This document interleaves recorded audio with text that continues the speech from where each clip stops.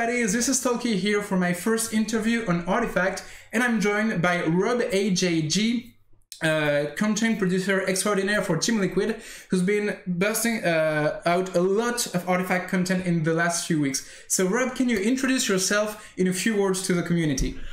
Yeah, again, my name is Roberto Gonzalez, otherwise known as RobAJG. I come from a Magic background, so I've been playing Magic for about 25 years or so. And in that time, I've been on the Pro Tour quite a bit. My best finish is a 9th place at Pro Tour Gate Crash, which was up in Canada. Yeah, I got that 9th on tie breaks, so it kind of hurt, but you know, it is what it is. You know, I'm not going to complain about having a great finish, but my history is in card games and role-playing games. I've played Magic, I've played Hearthstone, I've played some MOBAs like League of Legends, I've played Heroes of the Storm, not really competitively. I've just never been very good at that stuff. I've been more good at the card game side, and so that's where I try to concentrate most of my my effort and energy. I see. And so about Artifact in particular, I know you went up to top 25 of the last tournament. Mm-hmm. So how long have you been in the beta? Yeah, and what did you do in Artifact? So for Artifact, I started even looking into Artifact about maybe a week or so before PAX or PAX West, excuse me. Okay. And you know, just started looking around. I had one of my friends who was a big Dota 2 player, and he told me that I would be interested in this Artifact game, even though I'd never heard about it before.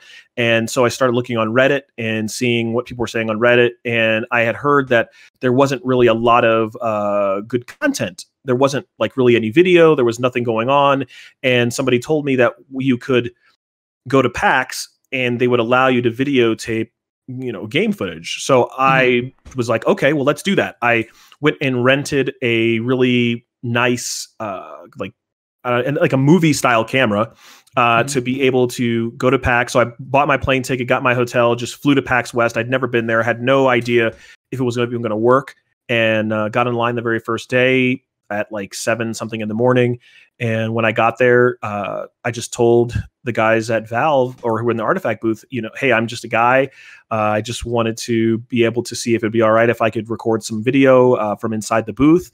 And they were just totally open. They were super helpful. They got me in to be able to record as much as I want to. So I worked all the days that I was there. I missed the first day, but I was there the other days and recorded a ton, did interviews, spoke with Richard Garfield, spoke with all of the casters who were there. So Lumi and Fwash and Slacks and Bruno, everybody who was there, and made a lot of good connections while I was there. And also got to play a lot. Well, not a lot. I got to play once each day, but just a lot of experience just being around the community and seeing how pumped people were about Artifact. I see. So this is the first time you're actually doing content? So I used to do content on the Magic side. So I've written for Star City Games. I've written for Channel Fireball. I've written for TCG Player, all of those sites. I've done some video work with Walking the Plains. I don't know if you guys are familiar with Nate Holt and the things that he does on that side for Magic the Gathering. So I've been in some of his videos as a little guest, and I also have been a guest on Above the Curve for Star City Games. So that's my experience on the content side, but I really haven't done much on doing a bunch of YouTube videos or doing a lot of streaming. I'm really new to the whole streaming aspect of games in general, and obviously Artifact too. I see. So yeah, you were pretty big in written content, I guess, with Magic, and then some video content where you participated. But this is maybe the first time you are actually producing video content by yourself. Correct. This is the first time I'm really getting into it. Okay, because it looks very clean and professional, so I'm actually surprised because it looks so good. Yeah. Like you have a great studio and all that. So well, I've been trying to take all of the things that I learned from a lot of my friends who are in other communities. So I have one of my friends who does a lot of Fortnite stuff, Z-Boy Wonder, and so I got his advice on things. I got some advice from my more professional Magic player friends, so like Conley Woods and LSV and these guys, Caleb Dunwald, and like all of these guys. I always say his name wrong, but Caleb, you know, they gave me advice on what to do for my own stream and the things that they've learned, and that really helped to kind of give me a jump start because I've I've done a lot of podcast work, and we used to run a podcast called MTG Focus, which was a weekly podcast that we did, and it was very popular on the Magic side. So I had a lot of practice when it comes to talking, but doing a Twitch stream is a lot different. So people who watch my stream will see that every time I'm on there, I'll tell you, hey, wow, I didn't know that. I didn't know how that worked. So thank you for your help, or my mic sucks, or the video sucks. So the community has been very helpful to make me able to do what I'm able to do now, which is hopefully when Artifact actually is able to be streamed, I'll have all of the kinks knocked out so that we can have a really nice content. We can have a really nice product. And I appreciate all the subs who have come through early while I'm still learning. I see. So just to finish this part, so what are your plans for the future? Do you plan on streaming Artifact full-time or being focused more on YouTube content creation? What's your plan? So my plan is, so I'll be playing a lot of competitive Artifact. So if there's a tournament, I will almost certainly be in it. I know there was like a small tournament that I got invited to that's supposed to happen right around when launch happens.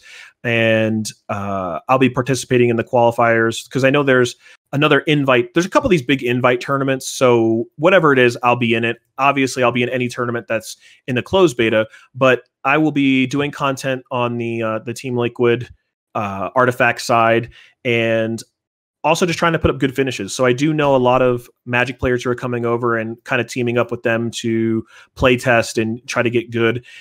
Streaming will always be, it's just hard because I have a very good full-time job in finance. So until, if any time that the streaming and content production would make more money than my regular job, I could consider doing it all full-time. But until then, it's more part-time and then having my regular full-time job. I feel like that's actually the case for a lot of people right? in the Magic community. Yeah, for sure. Like, you have, for example, Brian Gottlieb, who does a GAM podcast, who is a lawyer. Yep. Like, he does a great Magic the Gathering podcast, but he's never going to leave his day job. Right. I mean, it's so hard. Like full-time. Yeah. I mean, if I could make $80,000, $90,000 a year doing video games, sure, let's do that. But right now, my wife would not be cool with me basically quitting my job to make nothing. So I have a good time though. And I mean, I do it for fun right now. And if it becomes more, it becomes more. If it doesn't, I'll be happy either way. I see. I'll just bounce on that for a few seconds to talk about me. Because for me, it's actually the sort of the opposite. I used to be an esports team owner in Japan. And so I do plan on streaming Artifact completely full-time for at least a few months. And my wife is pushing me and supporting me to do that. You know what? That is beautiful. You have a chance. Yes. She's like, take it and hit the iron and just hopefully things take off. So it's awesome. And what I'm trying to do is obviously a little bit of both worlds. Things have been going very well with streaming. It's not insane, but being able to have a couple hundred viewers each time is really awesome for somebody like me who's doesn't really have a lot of experience doing it, and a really loyal group of people who are there. And it's just really kind of like heartwarming because there's a lot of people who want to pull you down and things like that. Obviously, you know, just as well as I do when you do streaming that there's always those negative people, but you just kind of like push those guys off because every so often you'll get a nice message from somebody, or you'll get a new subscriber and they tell you how awesome it is, or I'll get, probably maybe once every couple of days, I'll get a nice email that says, dude, I really like your content. Keep up the good work. And those are the kind of things that really make up for it. Like one of those letters makes up for like 10 of the bad things that people could say. Yeah. So I was actually streaming a lot back in 2012, 2013 on League of Legends. I was a full-time streamer. And yeah, definitely the positive feedback outweighs the bad one in the end. For sure. You feel like you're doing good for people and people really enjoy watching your stream regularly. It definitely feels great. So I think that's going to do it for the introduction, and we can go on to talk about Artifact in particular. So I'll explain a little bit what the focus will be in this video. I really want to be talking about the core concepts of Artifact, in particular concepts coming from other card games and how they apply to Artifact, because we've heard a lot about specific card interactions, about even some deck or draft strategy, but I feel like we haven't heard a lot about the core strategy, what makes a player good at Artifact, and what I would say metrics people can see and look for when they want to get better at Artifact. Okay. So I'll let you start. So do you have anything that pops to mind when we talk about that? Yeah. So I've been in the beta since right after, maybe 2 or 3 days after PAX West ended. So not very long. But one of the things, when you talk about core concepts, there are, and I guess part of the core concepts is really what makes Artifact hard, is in normal games, we're used to balancing only a couple of resources. So if you're a Magic player, you're very used to your hand being a resource because that's cards and card advantage. So we know how that works. We know about tempo. We know that tempo is important and having this ability to disrupt your opponent early. And there's also, your mana. There's just so many. You know what your core concepts are, and you know what your core resources are. And the thing about Artifact is everything is a resource. So time is a resource, and initiative is a resource. Gold is a resource. Your cards, your heroes, your creeps. You've got each different lane is a resource in itself, because sometimes you have to just get off of that one. You have to move to another one. You have to know that. And also future planning. So, and it's deeper future planning, and it's more like a game. So in chess, you can really just see all of the options. So it's not like that, because things obviously change a lot.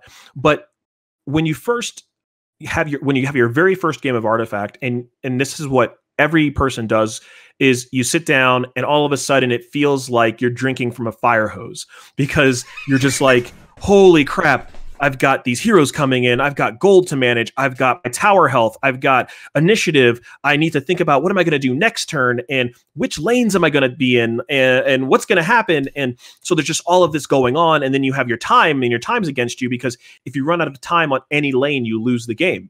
So it's there's just so much to handle. And what happens is one of the core concepts is that you take each resource and you just learn how to manage it, and each resource is a little bit harder. So managing gold tends to be a little bit easier, because you know that there's certain, you can kind of tell what items are good and which items are bad.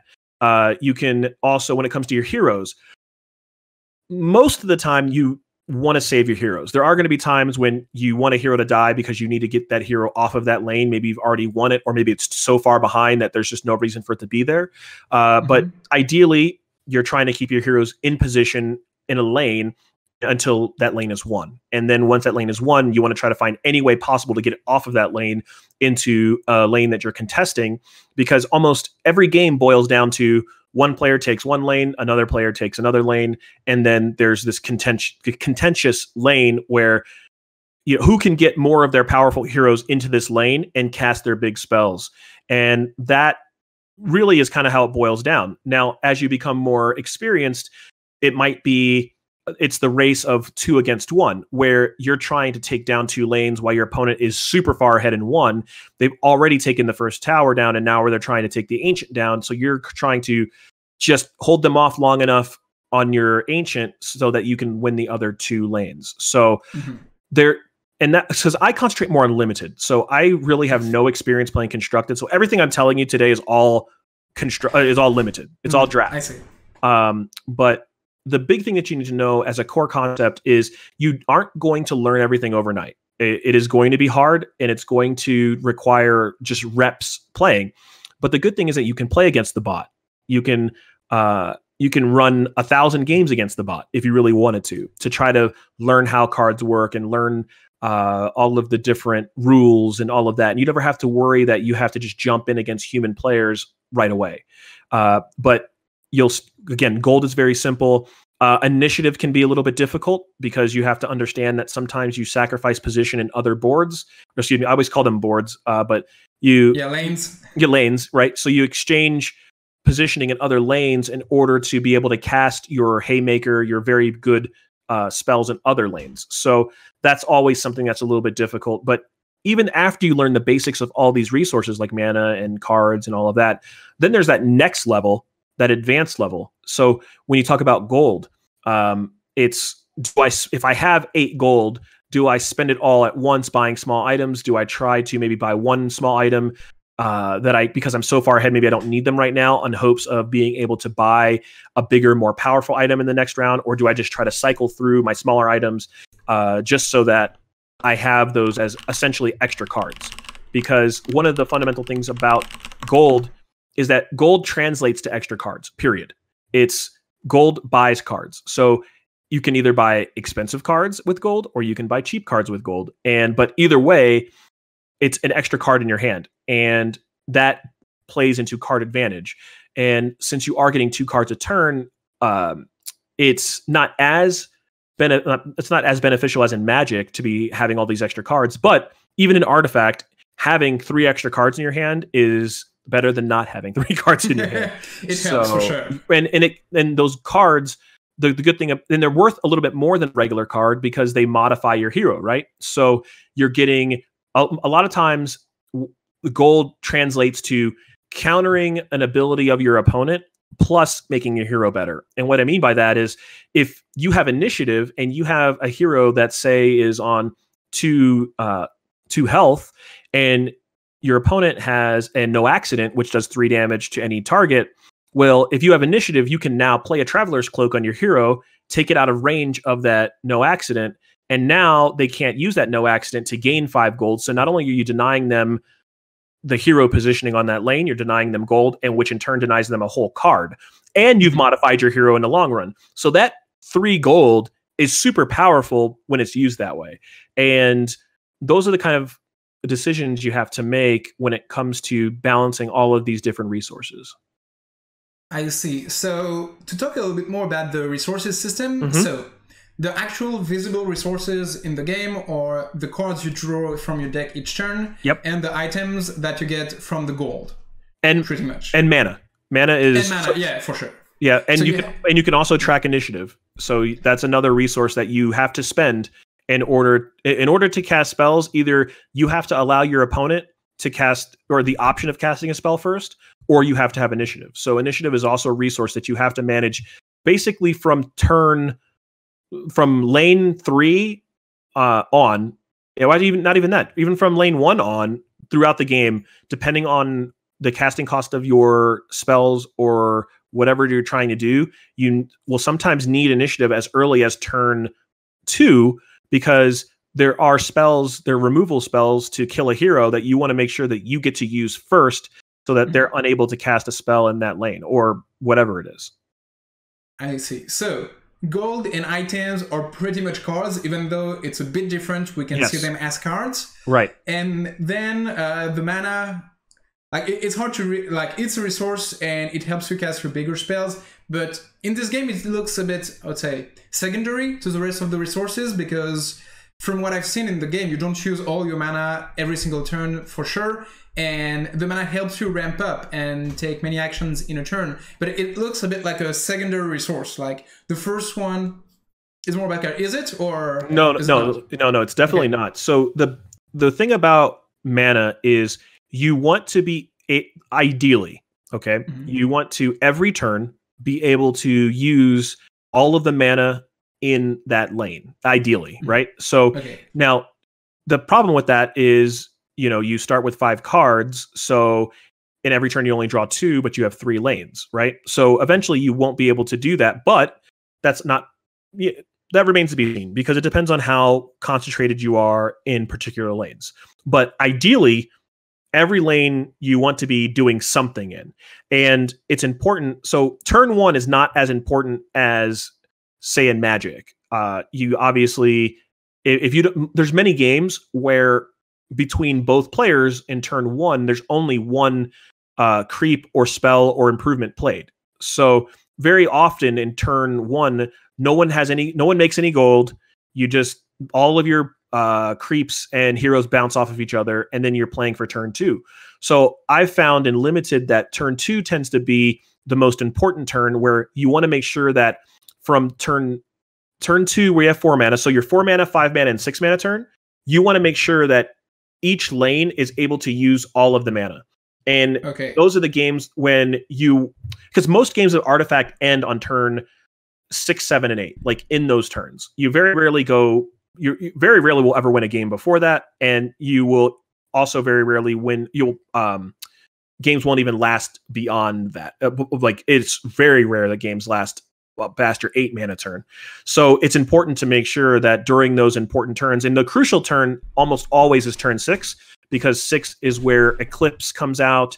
And there's a lot of coup de grace comes out at 6. There's just a lot of powerful spells at 6. So this is the turn where you get to 6 mana. Correct. 6 mana. Not turn 6. Okay. Not turn 6. No, turn 6 would be different. Okay. No, this is your 6 mana turn. So there is annihilation as well, I think, in this turn. Yes, there's so many different things on your 6 mana turn, but that's why it's important when you're on your 4 mana turn to be casting in very good creeps and very good spells. And normally very good creeps on turn 4 in limited is really where you want to be, because you have if you can have the ability to really push a lane starting on your 2nd turn with non-hero cards. So there's not many spells on 4 that are going to completely push you ahead in a lane, whereas a very strong creep can not only clear a creep in front of them, they can clear a hero in front of them, gain you gold, and now you have a situation where you have a hero plus a really good creep in a lane, and now your hero or your opponent has to decide on that next turn how much do they want to commit to that lane. If they've lost their hero in that lane, do they want to commit another hero to that lane when you possibly could place a hero behind it? And now they're down 3-1, and they might be down, they're at least down 2 heroes to 1 plus your creep. And then whatever they place, if they even get a melee creep in that lane, they could be looking at a 4 or 5 to 1 or a 4 or 5 to 2 advantage in your favor. And those are the kind of decisions like, do I give up on this lane now? And that's why it's so important to have a 4 mana or an influential thing to do on turn 4. So something that affects the board on turn 4. Correct. More than just an item, because the items on 4 tend to be smaller items unless you've cleared your opponent's heroes. Like there are times when you've taken 2 of their heroes down plus a melee creep and you're sitting on maybe 11 or 12 mana. 11 or 12 gold after turn 1, and then you can buy something just stupid on turn 1, and then you snowball from there. Right, but you can only snowball 1 lane at that point normally, because if you've used all your gold in 1 item, you haven't bought a town portal scroll or things like that. So whatever item you put that on, whatever hero you put that item on, might get stuck in a lane, and now that advantage that you had early, which is taking a lane out, isn't going to translate into taking the ancient out, because you're never going to get to 80 before your opponent may take the other 2 lanes. I see.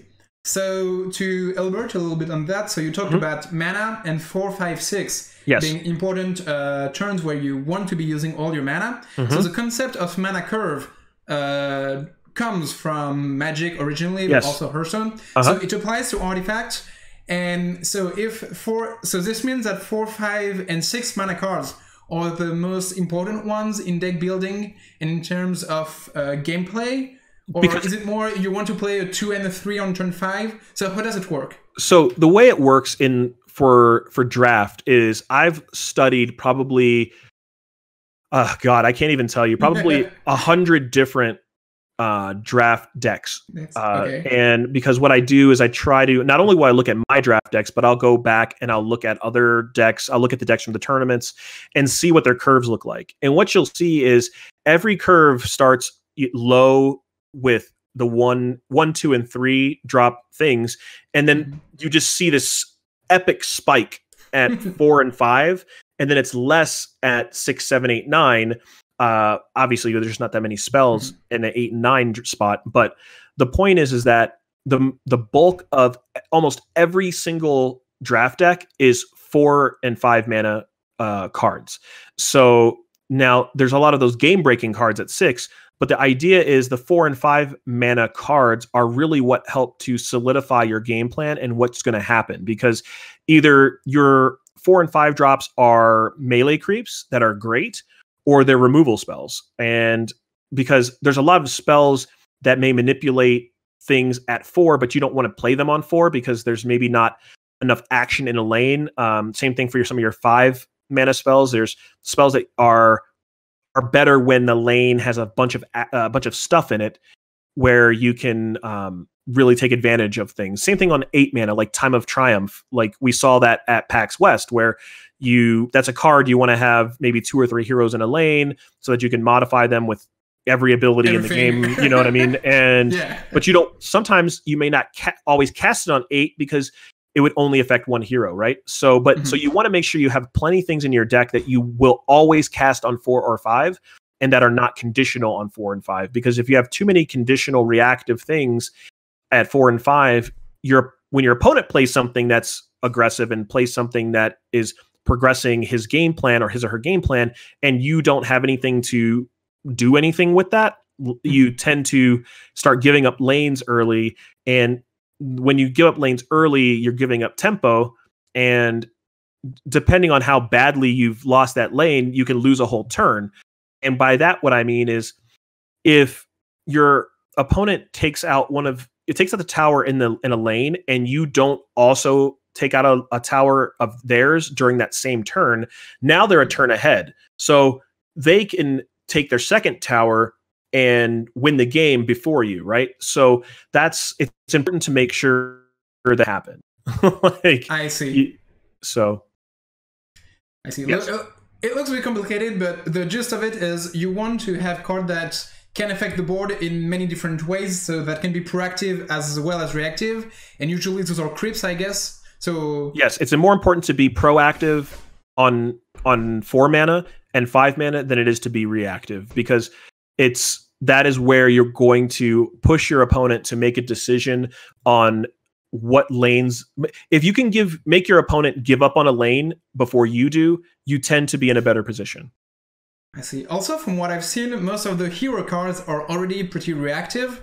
Like there's a lot of removal or things that affect the battlefield, but that forces fights between creeps or modify heroes. So in the end, I guess like when you're drafting, you want to be focusing a lot on the proactive cards, so then you can push ahead when you get to your signature cards. Is that right? Or it depends on the hero, because there are heroes that don't have reactive cards. There are heroes that really just have aggressive cards. So for example, if you have I'm just trying to think of a basic card. So like if you have Keith, right? So Keith has his signature card, which is horrible because it costs 5 mana. It doesn't do really anything. It gives +1 attack and +1 armor, and that's horrible value for 5 mana. So what Keith does to make up for that is he has a very strong body. So his actual hero is very aggressive, and his card is essentially dead.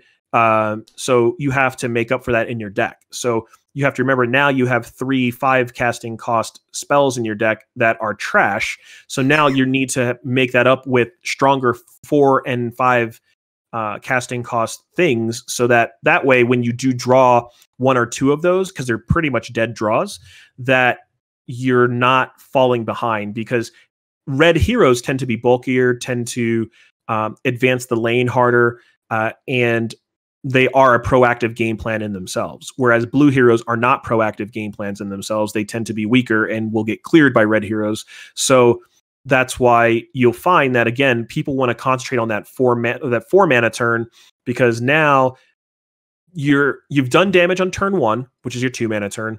And then on your 3 and 4 mana turns is when your red heroes are clearing other heroes, and your blue heroes are literally trying to hang on to survive so that they can be around on turn 6 and 7 to be able to cast their spells. But again, the problem is for these blues, or actually for any deck, is if you give up a lane early, it's hard to jump back in that lane to cast one of your game-breaking spells, because that might be the only spell you cast in that lane before you get killed again. And that if you get killed again, not only are you you're feeding your opponent even more gold, and now you could possibly just lose that lane completely. So a lot of mistakes that people make is they think they can save a lane. So you really have to understand when the lane is gone, and you don't want to give up on it too early, but you also have to be honest with yourself and say, okay, I cannot win this lane anymore. I have to give up on it. And I will play probably, 33% of my games, somebody will put a hero in a lane trying to save it. They won't have initiative. I'll instantly kill their guy. And it's done. And it's done. The lane is, they lose the lane, they lose their hero, and they almost always end up losing that game. And that's how important it is to future plan. You have to understand where you're winning, where you're losing, and be 100% honest with yourself and be able to change your strategy on the fly. Okay, so to expand a little bit on that, what you said reminded me a lot about the board game Go, Baduk, because it's a game where the biggest beginner mistake is to try and save all your stones. So for those of you who don't know about the game, you try to create territory with stones, and you try to create frontiers and have the biggest zone behind it, pretty much. And the usual beginner's mistake is to try to save everything. Right. Every time you fight, you try to save your stone, you try to save your territory. But actually, well, if you do that, you'll just lose, because you cannot win by just killing everything and killing your opponent everywhere. You have to give up on certain points of the board. You have to accept some of your groups are dead and they will not be coming back. And this is how you actually progress and get better. So it feels like it's the same in Artifact. You cannot be winning 3 lanes regularly and realistically. At some point, you have to see where you have the biggest chance to win and take advantage of it, I guess. Right. And that's exactly what, that is 100% correct, because there's very few games where you're just dominating all 3 lanes. I mean, so you really have to decide at what point, what are the 2 lanes that I'm going to win? And now sometimes there's a bluff. You could be ahead in all 3 lanes, and you may appear like, okay, I'm going to go mid to try to maybe get my opponent to commit to mid. And then maybe since you were ahead earlier, you've bought a town portal scroll, or you've bought a blink dagger, or whatever it is, and you get your opponent to commit to a lane, and then you take your heroes off of it and then move to an additional lane. So, or excuse me, a different lane. So there is a little bit of that, but again, I have had games where if it would have continued, I would have destroyed all 3 towers, but those are very few and far between. It's almost certainly wrong to try to concentrate on all 3. Now, again, there is this like feint play where it looks like you're going towards one way, but you maybe allow a hero to die where your opponent may think you're going to save it, but you allow it to die. So that way you can try to stick their hero stuck in a lane that they're not going to be able to do anything. And that is also a very valid strategy. It's, your heroes are going to come back. So sometimes it's better to let them die so you can replace them. And the gold really won't matter if you've trapped their heroes in a certain lane that isn't going anywhere. I see.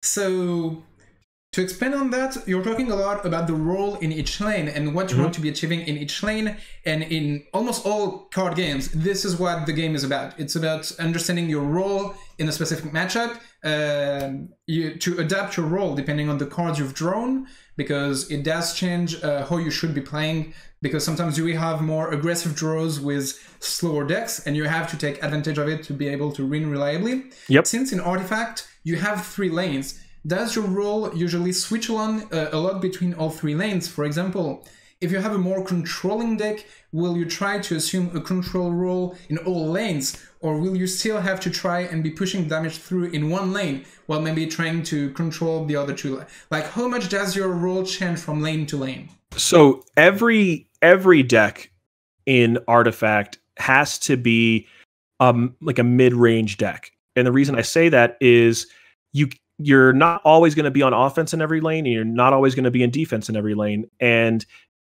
when you first start the game, in limited, you can see your opponent's deck, and your opponent can see your deck. So you can immediately know every single card in their deck, but you have to be able to parse what their game plan is and what their deck wants to do.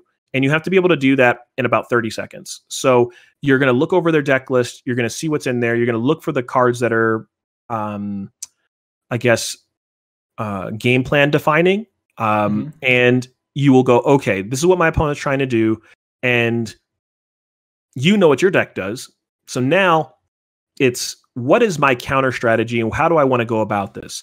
Now, if you're playing a deck that has, let's say, a ton of smaller creeps, and your plan is to go very wide, but your opponent has blue cards that, let's say, kill a lot of creeps, well, okay, well, I can't have my plan of dumping a bunch of creeps in a lane where a blue hero is either in it or is going to be able to come in and clear everything. So that's where it comes to, you know, where am I going to be proactive? Where am I going to be reactive? Because there's also going to be times where your opponent maybe has a great string of cards and now you're behind and you don't want to give up that lane, or it's not so much that you don't want to give it up, because sometimes you do have to give it up, but you have to hold them off so that they're not a turn ahead of you. You just don't want them, like, if, let's say, for example, your opponent had 16 damage on board and your tower was at 16. You almost always would want to be able to keep them from killing the tower that turn. So if you could use a card to kill a creep or disarm something, or it doesn't matter what it is, but to be able to keep them off of destroying the tower that turn is very helpful, because it gives you a whole other turn of work. So you have to remember that you have to be able to switch between offense and defense, but ideally you want to be on offense all the time, and use your control spells to further your offensive game, because no matter what, you still have to do the damage to the tower. Like, there's no, well, I guess that's not true. We do have bolt, but like most of the time, there's no card that just says destroy the tower, right? So, and if there was, then games would be different. But in this case, you still have to be able to attack.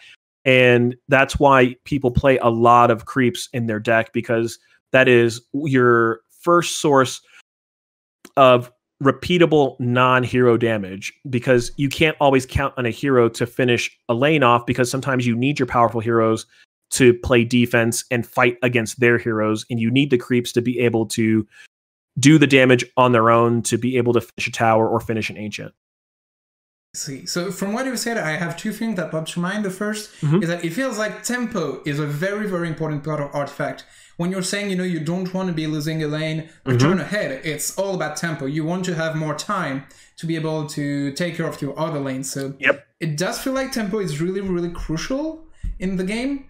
And the second thing I found interesting is that when you said, you know, you want to be losing as slow as possible in your losing lanes, because it's very counterintuitive to other card games. Usually in other card games, since you have only one board, if you're losing on it, you're not trying to lose slower, you're trying to find a way to win. Win it, right, Yeah, and that's very important. For example, it's a very important concept in all card games where you could be taking decisions that will make you lose slower, but if they don't bring you to victory in the long run, they're usually bad decisions. Right. It's you know, lose less situations which you want to avoid. You want to try and find the winning play, even if it's maybe a low chance. Yes. Even if it's a small chance. Yes. Yeah, even if it's a 10% play, you have to take the risk and pray for top deck or stuff like that to be able to win the game, not just lose less. But in Artifact, you don't have this. You will be actively wanting to lose less in some lanes.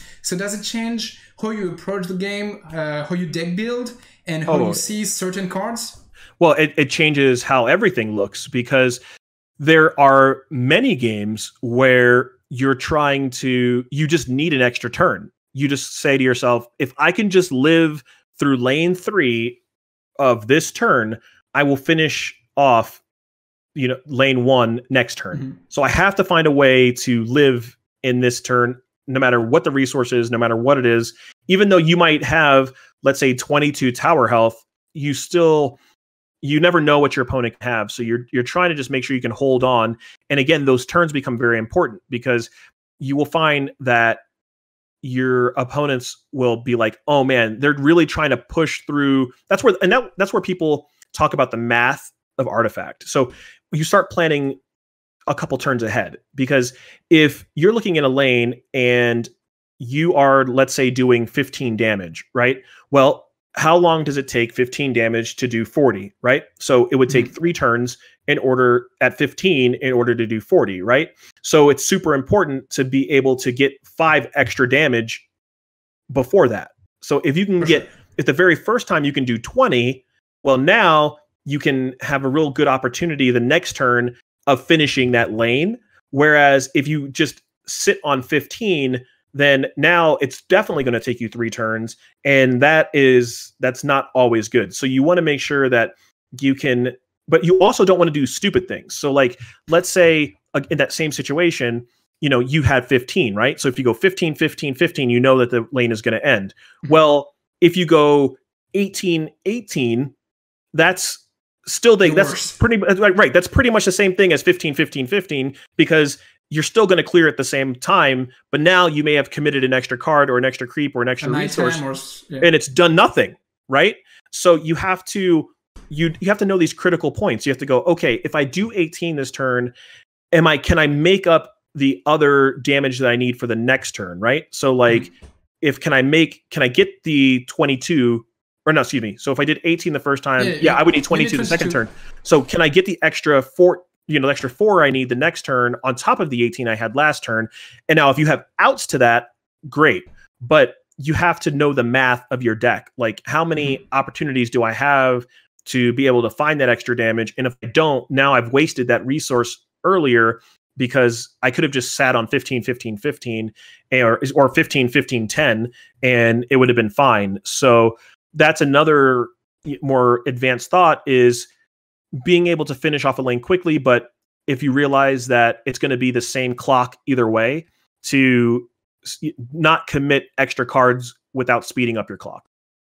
Okay, I wanted to actually ask you about advice for people who will begin the game in the next months, about how to identify your role and how you should be playing in a lane, but I feel like you already did it.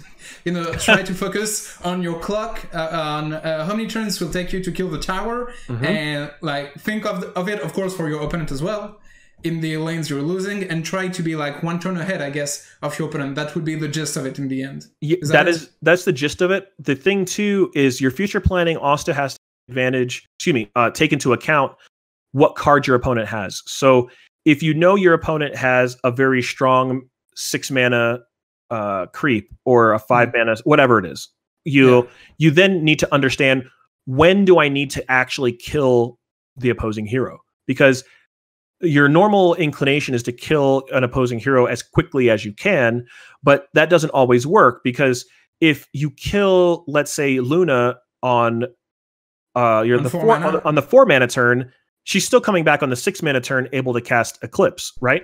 So, and many times it's if you can kill her on, obviously turn 1 would be great, but if you can kill her on mana turn 5, she skips 6, doesn't get a Eclipse counter, and also, or what is it called? It's not an Eclipse counter, but you know what I mean. Lucent Beam. She doesn't.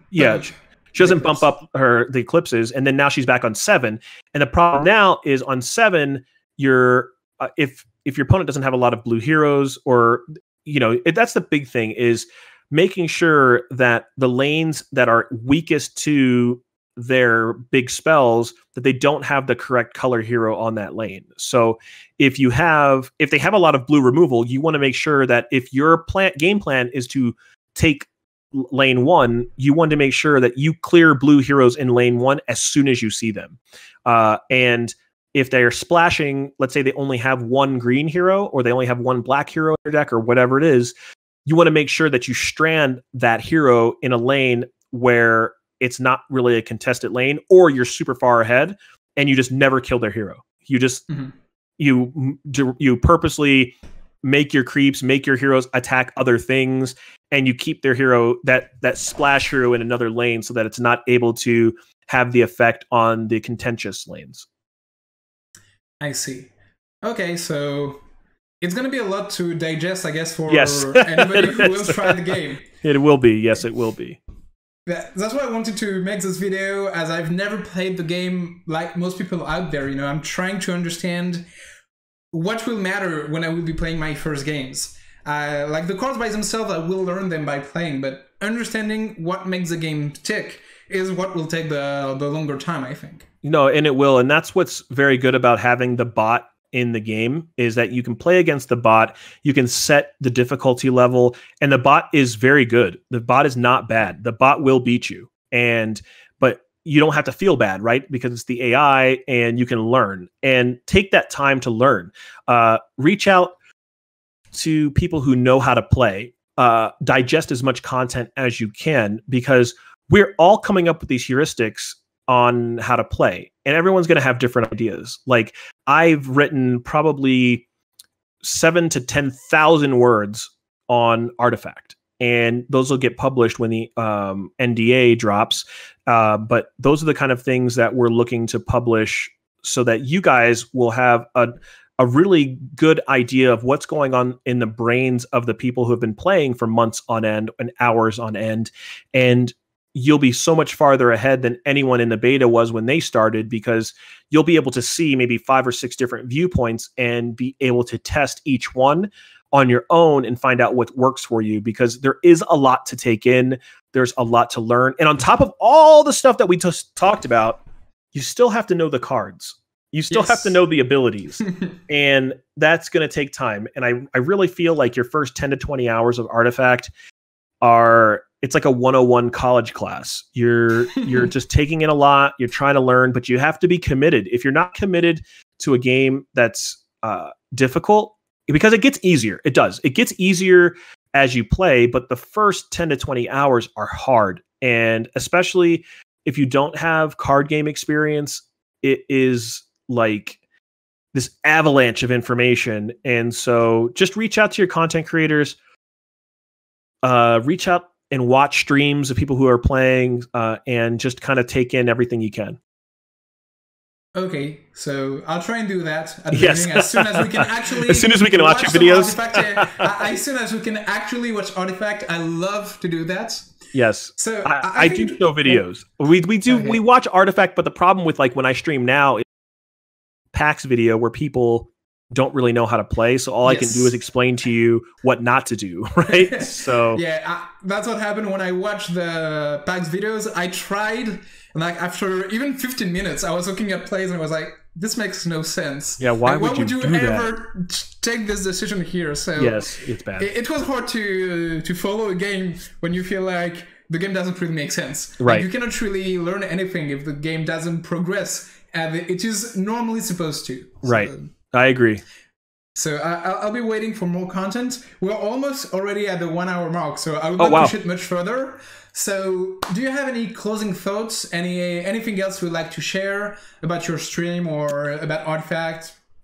So my stream is my Twitch is RobAJG. I stream Friday nights, Saturday mornings, and Sunday mornings, which is usually which time zone? I'm Mountain Time Zone, but I post everything Pacific Time Zone because usually people have a better idea of that. So it's usually around 7 or 8 o'clock on Friday nights, which is Pacific time, and then 8 a.m.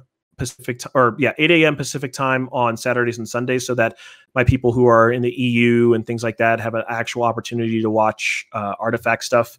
But most of my concentration will be on producing content for the Team Liquid Artifact site. So we will have tons of stuff available day one. We will have so many big names over there. It will make your head spin, and it is really where you're going to want to be when the NDA drops to take in. If you're a competitive player, if you're a casual player, you'll be able to have information everywhere. But like, if you're a competitive player and you really want to be pushing towards the $1 million tournament, we will have all of the best information, and I feel very confident saying it that way. Okay, I'll be giving it a shot for sure. Good. I want to be winning this 1 million, but without having been in the beta, it does feel a bit rough. Yeah, it does feel a bit rough. From what we've heard, you will have plenty of time, because the thing is that even if the $1 million tournament is in March or April, that will still give you all of December, January, February, most of March, and in 30 days of playing full time, you will be caught up. I guarantee. Okay, no worries. So let's try that. And yeah, I'm waiting for the big names, because I sort of have an idea of who will be on Team Liquid, I guess. I guess PVDDR, Joel Larson could definitely be in. So there's some folks that are coming through, and again, everyone will be pleasantly surprised when they see what the team looks like. Okay, so thank you very much for having taken the time to do this interview. I will be sharing it on Reddit and everywhere. If you have any questions, don't hesitate to comment, to ping us on Twitter, of course. Yep. If you have anything else you would like to know, if you have any remarks about the video, anything else you would like to see in other videos. So thank you very much for your time today, and see you very soon on stream. Have a good day. See you.